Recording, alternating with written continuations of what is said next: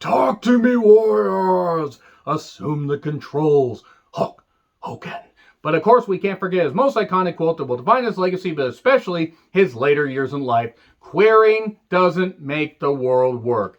That face-painted, roided-up freak that never deserved a goddamn dime for professional wrestling earned more money than a lot of guys put together that traveled up and down the roads in the territories, bled, sweat, broken bones, torn muscles, being away from their families. But nope, Ultimate Warrior earns a whole bunch of goddamn money from Vince McMahon because he was a body guy. And fuck the Ultimate Warrior, by the way, I'm glad he's dead. I'm John Rentham with every Ultimate Warrior, WWE, and WCW pay-per-view match ranked from worst to best, and I made no bones about it. If you can't tell from that intro, yeah, I didn't like the Ultimate Warrior after the age of 11. Yes, I was a fan of the Ultimate Warrior. A lot of kids were. A lot of people around my age were. Because you saw this guy, they had face paint and tassels. He did the whole run to the ring. He did the press slam. He'd do the rope shake.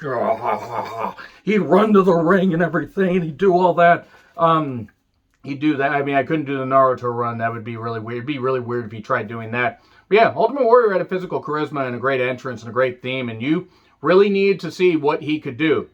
Problem is, once bell rang, he couldn't do any goddamn thing because he never wanted to get better. Bill Watts tried to run him out of wrestling. It's a shame he fucking didn't. But his tag partner Sting did a whole lot better. Warrior's tag partner Sting, not Bill Watts' tag partner Sting. That would have been weird given the age difference and the generational difference.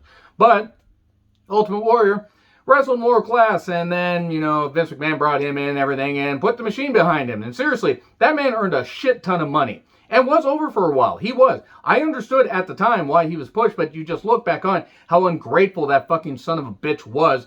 And yes, maybe he made peace with a whole bunch of people he had heat with before he passed away. And if he did, that's goddamn great. And if you're an Ultimate Warrior fan, you're probably not going to like this intro, and you probably already shut the video off. But I'm not going to tell you guys you can't be a fan of him. You can be a fan of him all you goddamn well want. That is fucking great. I'm just going to choose to also remember, while he was somebody that was a big draw, and yes, Vince McMahon's machine did help with that, he also said lines like queering doesn't make the world work. He knocked the Hurricane Katrina victims. He wished that Bobby Heenan's cancer would overtake him. And, oh yeah, all the people he was unprofessional with, and a bunch of goddamn, other right-wing propaganda bullshit and everything. And sure, everybody's got their own goddamn beliefs, but seriously, try to listen to Ultimate Warrior talk, about some of that stuff. He didn't know what the fuck he was on about. He sure as fuck didn't know anything about professional wrestling. All he knew was how to do his own shit. And what he could do really only translated to like a 3-year run. And even by that point, people were starting to realize this guy really doesn't know what the fuck he's doing. And then as the subsequent comebacks, 92 and 96, the business had really gone and left him by 96. But Ted Turner decided to open up his checkbook because Hulk Hogan needed to get his win back. So let's start with number 21 versus Hulk Hogan at Halloween Havoc 98. Fucking goddamn hell. This match scarred me for life. Really fucking shit. I retro-reviewed this show, and if you want to hear me really go into a full-on rant, you could listen to that, but I'll just give you the Cliff Note version. Basically, Warrior came in August of 98, right after Fall Brawl 98, and did a promo that would have been fine, except it went on for about another 10 goddamn minutes. This is when Nitro was 3 hours, and boy, that was just a bunch of dead air. Even though he got a huge pop, Warrior did get a huge pop. And then they had a War Games match. Don't worry, I'll get to that. And then they had this match. That was Hogan basically gained his win back, and Warrior gained about $1 million and a half. And I believe Mean Gene said it best. If the timing was any more off between these guys, they might as well just restart it. It was shit. Absolute dog shit. Some of the worst stuff that I've seen. The chair shot that they did was goddamn ridiculous. The fireball where Hogan tried the flash paper and then, pictured Brooke in the shower and then suddenly it burst into flames. And yeah, I'm going to make fun of Hogan, desiring his own goddamn daughter, and you know what I'm fucking talking about. It's really goddamn ridiculous. No wonder he was a fan of Trump. But anyway, wanted to be orange just like him. But yeah, Ultimate Warrior didn't get the fireball in the face. Hogan got the fireball in the face, and then Hogan got his win back in one of the worst matches that went way over time, along with other matches there. And then Hogan and Warrior basically were sitting in the back while DDP and Goldberg make their entrances and lock up, and then, the pay-per-view gets cut off because they didn't allot for more overtime. So they had to show that entire match on the next Nitro, the last Nitro that won a ratings victory, soundly, because they showed a pay-per-view match main event for free because they fucked up and had to repay a whole bunch of pay-per-view customers. And yeah, then it was just a downhill slide there. And Warrior was out of the company within a couple weeks after that. Maybe even, I think, by the next day. I think he was done. He was like, he made a, promo on Nitro. That bullshit pinfall doesn't change anything. Yeah, because And I'm no fan of Hogan. No, where I could, rant plenty about that racist, roided up freak, that buried a whole lot of goddamn people. But Warrior believed his own goddamn hype. At least Hogan could wrestle. Warrior never could. I can't name one wrestling match that Warrior had where he wasn't carried to something good. But there will be some praise here. But yeah, Halloween Havoc 1998. The goddamn shit show. Now, number 20, War Games, Team WCW, which was DDP, Piper, and Warrior. Yeah, they thought Piper and Warrior on the same team was a good idea. Way to, just pretty much cut the legs off from DDP. Versus Team NWO Black and White, or as Team Hollywood, I think. It was Hogan, Stevie Ray, and Bret Hart. And then Team Wolfpack was Sting, Luger, and Nash, I believe. Now, okay, all right, you want to do that. Fine, 3-team War Games match. But now the difference is it's for a World Championship shot. Okay, cool.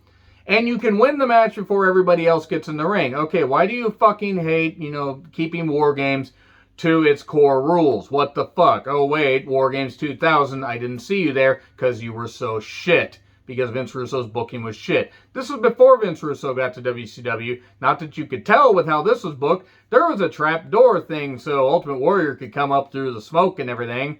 When they poured so much smoke, it was like the Silent Hill and N64 system itself. Silent Hill on the PlayStation, but the N64 system just had a goddamn mutant baby. It was so much goddamn smoke. And I don't know who the fake Warrior was. I think it might have been the Renegade, which is kind of ironic given the fact that Warrior knocked poor Renegade, the man himself, and ended his life like a few months after this, after his WCW contract ran out. And anyway, yeah, this War Games match, that trapdoor thing, nobody told anybody about any of the wrestlers about it. So British Bulldog landed on it and suffered a severe back injury and stuff like that. Now, I don't know whose idea it was to do that, not tell the wrestlers, but I'm going to blame somebody. Maybe I could blame Bischoff. Maybe I could blame whoever the hell the agents were. I don't know. Maybe I'll blame Disco Inferno for existing in that tag team match. Maybe I'll just blame Warrior for being a goddamn piece of shit that believed his own goddamn hype and was a goddamn idiot, and this match was a fucking abortion. It was bad. This was really bad. It's on YouTube, I believe. I think WWE put it up on their YouTube channel. But yeah, Fall Brawl 98 War Games match. Really goddamn shit. And Warrior then would, they would do the fake Warrior thing, and then they would do the smoke, and then he burst out. And then he, busted through the gimmick part of the cage, the top of the cage, to get to Hogan, once he got in the match, and tore his bicep, or at least partially tore it. Because he was so roided up, his muscles were so goddamn stretched out and everything, he basically just would injure himself a lot. Also, he was 40 with the body of somebody that was like 60 internally, because he couldn't fucking figure out that maybe I shouldn't be doing that many roids. And he did. He wasn't the only one, but fucking hell. Anyway, shit match. DDP won, by the way. Good on him. So, superposed now with Rick Rude at Royal Rumble 89. You want to see two guys, well, one guy that had a body and could wrestle, and one guy that was Warrior. Watch this. Hilarious.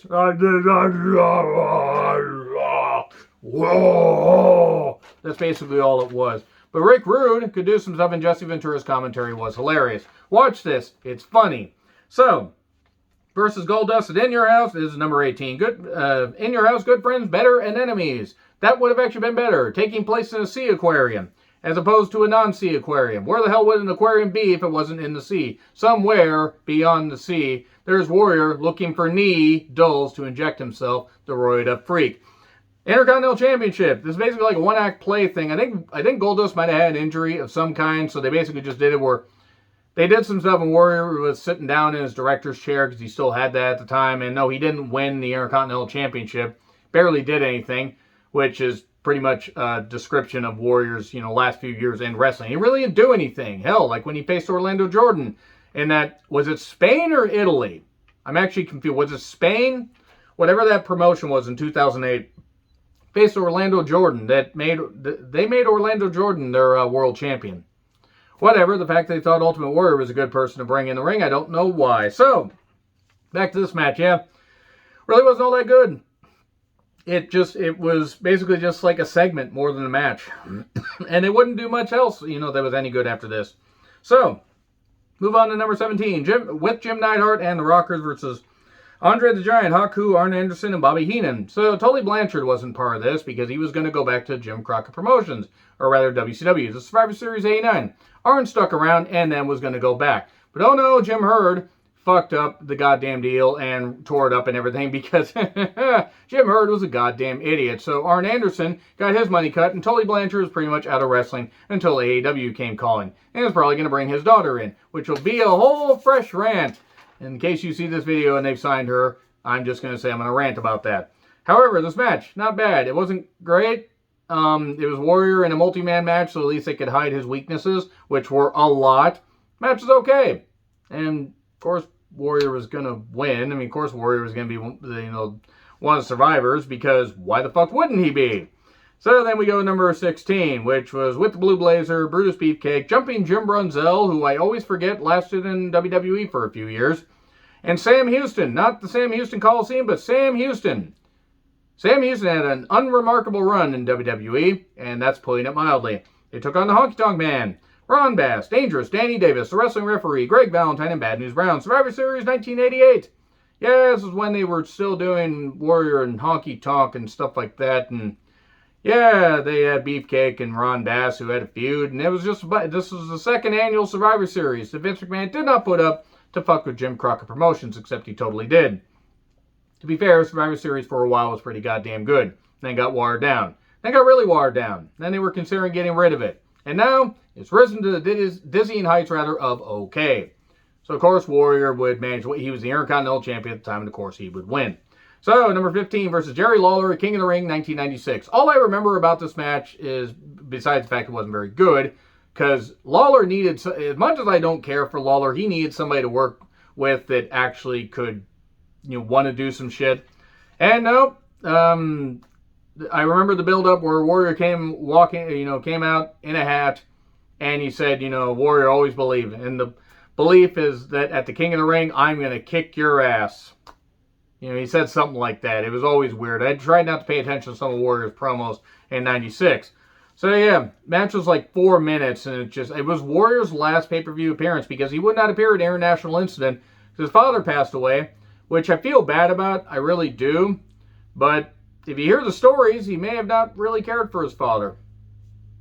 He probably just didn't want to wrestle anymore because he was upset at Vince because Vince McMahon didn't see him as a draw. Because in 96, he fucking wasn't.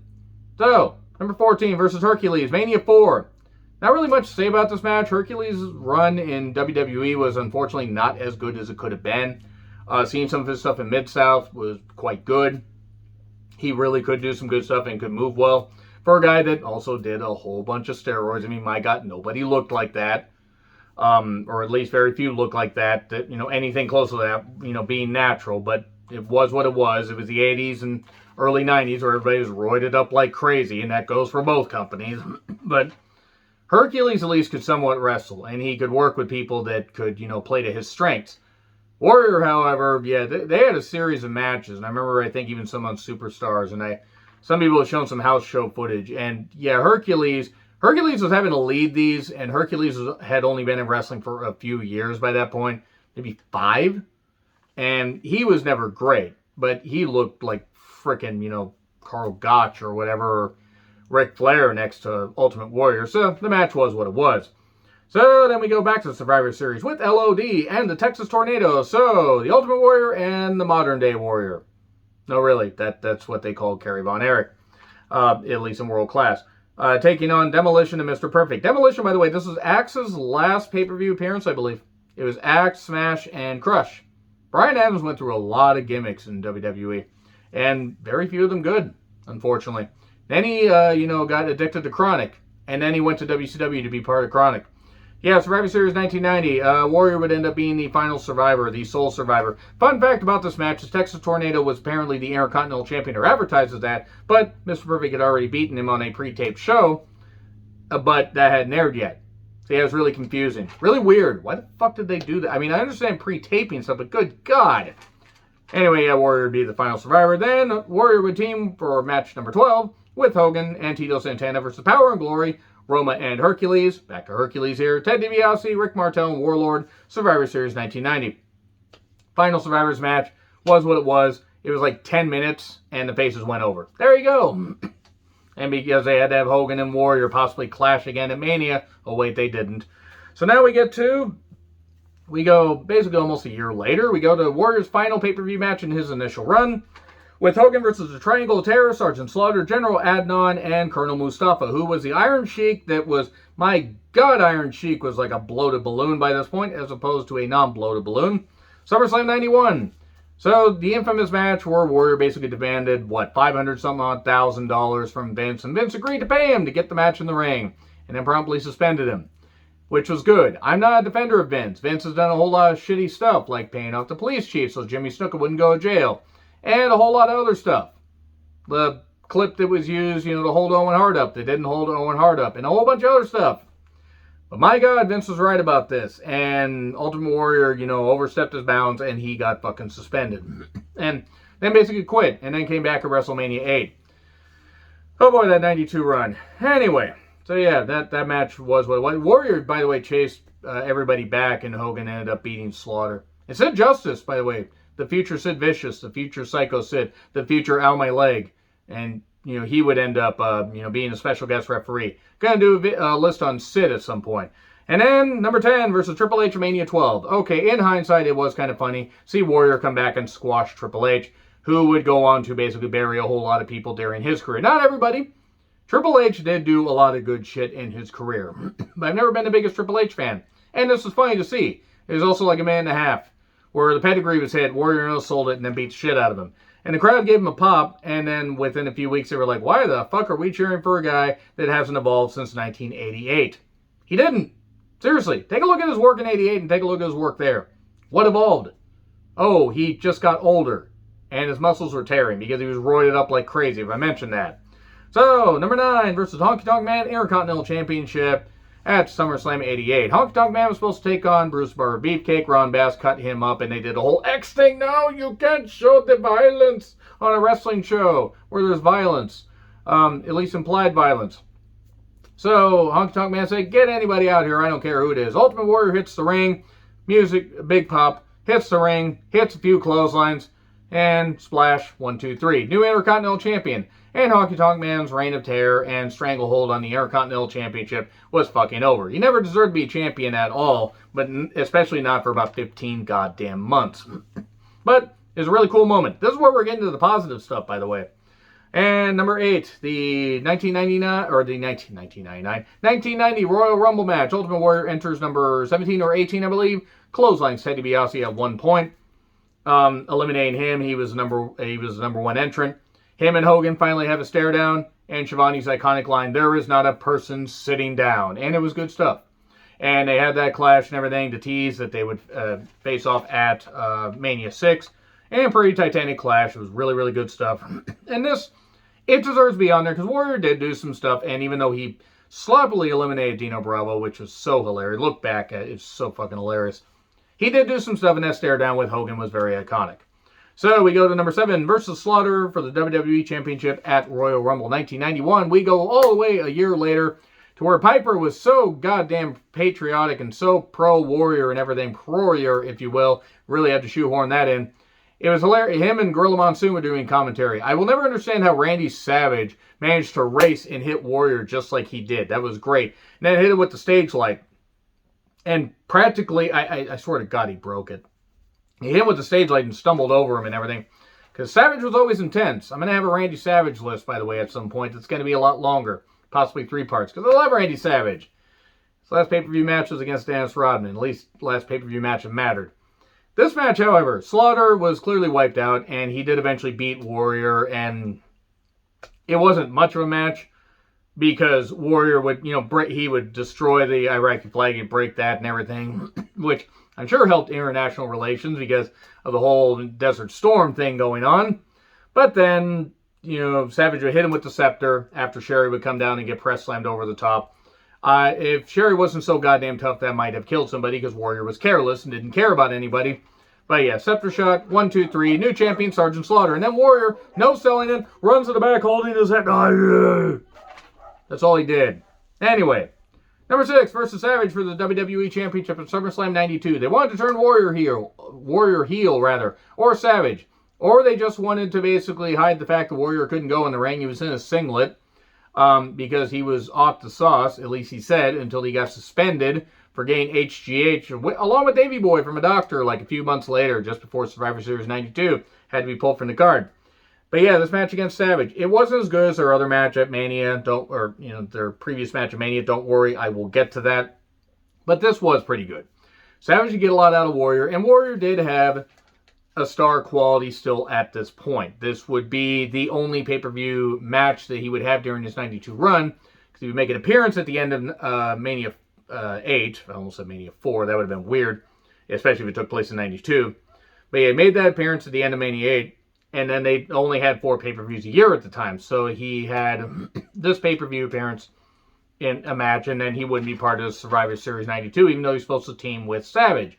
So yeah, they had a pretty good match, but the count-out finish was a little bit dodgy because you had Flair and Perfect there, and they were like, oh, we're going to help Warrior and get Warrior turn heel. Warrior wouldn't turn heel. He wouldn't betray his beliefs. He was a good guy. No, he fucking wasn't. Yeah, Savage would end up retaining the championship, and Savage would lose the championship a few days later, I think. A few days later to Ric Flair. Anyway, number 5 versus Rick Rude, steel cage match for the WWE Championship, that is. Easy for me to say.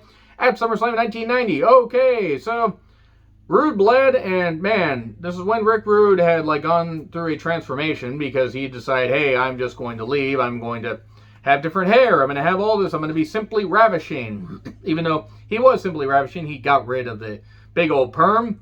And really had to carry Warrior here in a goddamn cage match, and looked like he was ready to still fight, and Warrior just did the Rick Rude grind thing and dropped down. Just basically, I think he canceled half the match, because that match seemed like it should have gone about 20 minutes. I think it went 10, maybe 11. Rick Rude would leave the company soon afterwards, and probably wanted to put his fist through a wall when Ultimate Warrior showed up on Nitro, about some 8 years later. I can't imagine that he would have been too happy to see him. But yeah, still, pretty good match, despite the fact that it ended halfway, through. Really, it seemed like the match was just totally cut off. Number 4, okay, we're going to stick with Rick Rude here. Versus, for the Intercontinental Championship of Mania 5, the famous one where Rude would beat Warrior and end his Intercontinental Championship run, and Bobby Heenan would hold his foot. And then Warrior would be careless with Bobby Heenan and hurt him again, because Warrior was a careless twat that just didn't seem to like people that actually had talent, because he loved to hurt people. Yeah, he was strong-ish, and he looked good-ish, and that was it. Yeah, Rick Rude won and would hold the championship until number 3 for the Intercontinental Championship at SummerSlam 89. Warrior would win it back and would go on to face Hulk Hogan at Mania 6.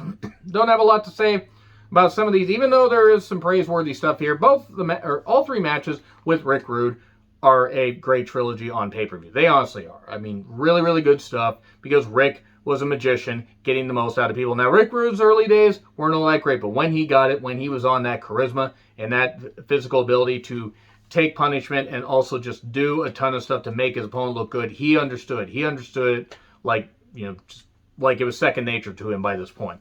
Warrior never did. But that being said, their feud over the Intercontinental Championship was pretty goddamn good, and a highlight of 1989. Then we go to number 2. You can flip number 2 and number 1 if you wanted. But number 2 versus Randy Savage, career-ending match, Mania 7. What a woman and what a man. In all seriousness, they did some good storytelling here. Warrior was debating, oh, what the hell, I can't do this. Oh, I do hands, I don't understand. He couldn't understand how his hands worked, but he was like, maybe it's time for me to step down, because he couldn't put away Savage. And then Savage would attack him, and then Warrior would beat him down and pin him with 1 foot, which I'm sure Savage okayed, but still. And that's another thing that disappoints me. Randy Savage died before the Ultimate Warrior. Randy Savage did not get to go in the Hall of Fame before he passed away. Ultimate Warrior did. I'm not saying that's Warrior's fault. That is definitely Vince's fault, but that's fucking bullshit. So, Randy Savage basically made Ultimate Warrior here, as he did in a lot of goddamn matches. Kicked out of 5 elbow drops, and then would beat him with 1 foot on the chest. And then they would have the much better aftermath with the reunion of Randy Savage being beat down by Sherry, and then him and Miss Elizabeth reuniting and having their wedding at SummerSlam 91, and then they'd be separated by 1992, or mid-92, because they'd already been married for years and their marriage was on the rocks. But that's for Dark Side of the Ring or stuff like that. Still, though, what must have had the chili dog with onions.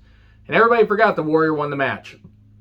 So anyway, number one, obviously, Hulk Hogan versus Ultimate Warrior. Title for title, Intercontinental Champion Ultimate Warrior versus Hulk Hogan at Mania 6. In the Skydome, big clash. I can't really say too much about this match because everything's been said about it. It was a great monumental clash between two baby faces. The crowd was 50-50. They were split. They enjoyed it. Warrior winning and getting, and Hogan kicking out at 3 3/4, or 3 1/4 practically. Then handing the title to Warrior, and Warrior got to celebrate with both titles while Hogan basically had the focus left on him because Hogan just had to have his ego stroked one last time. And sure, Warrior being champion ultimately didn't work out all that well because he was a self-destructive prick, hence self-destruction of the Ultimate Warrior. But on this night, Ultimate Warrior was made. Hogan did help make him, but Warrior did his part too. He did arrive. He did do some really, really good stuff. So I will say that match was pretty goddamn good and the best Ultimate Warrior pay-per-view match in history, in my personal opinion. But again, you could have flipped 1 and 2 and it would have been fine. Agree, disagree with what I said? Like, share, subscribe, Twitter handle in the description. I'm John Retlin. I'll see you soon.